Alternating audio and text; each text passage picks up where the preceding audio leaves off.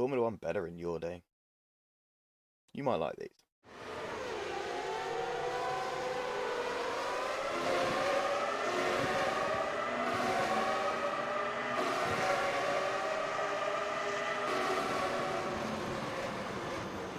We are, of course, talking about Formula Raceroom. Now, these are based on early 90s cars, so they come in three flavours. We've got the V8, V10, or screaming V12. Oh, beautiful. Anyway, enough of my indulgence. What they like to drive? Well, excellent, to be honest. They drive really nicely. They're exactly that blend and balance of power, uncontrollability, downforce, understeer, oversteer, noise, bumps, just everything you want from a 90s Formula One car is in there. With all the cars sharing the same chassis, the only real difference is the engines. So we've got 680 brake horsepower, a 560 kilogram car. The slight change in where the car produces peak power. So the V8 is at 12,500, the V12 is at 13,000, and the V10 sits right in the middle at 12,750.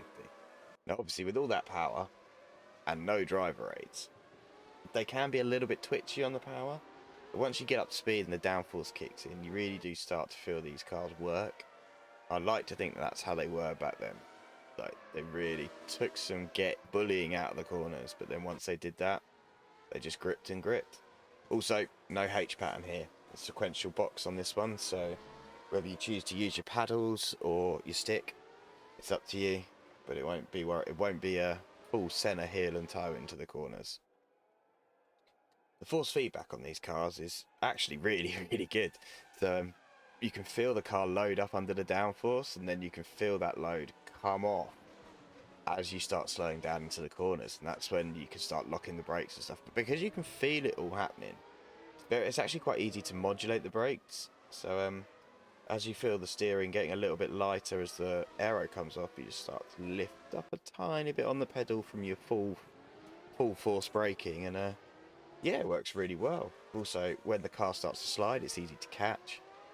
Yeah, generally very good. I did have to turn the multiplier up. I run a 7 Newton meter Simplicity direct drive wheel, and I had to turn it up just to get the full weight of it. But once I'd done that, absolutely fine. So in summary, excellent cars. Excellent cars. Bit of nostalgia, bit of noise, lots of sparks. My suggestion to you, get out there, pack the grid full of each variant of them, and just have some fun. Get around Nürburgring, get around Imola, get around, well, anywhere to be honest. They'll be great fun.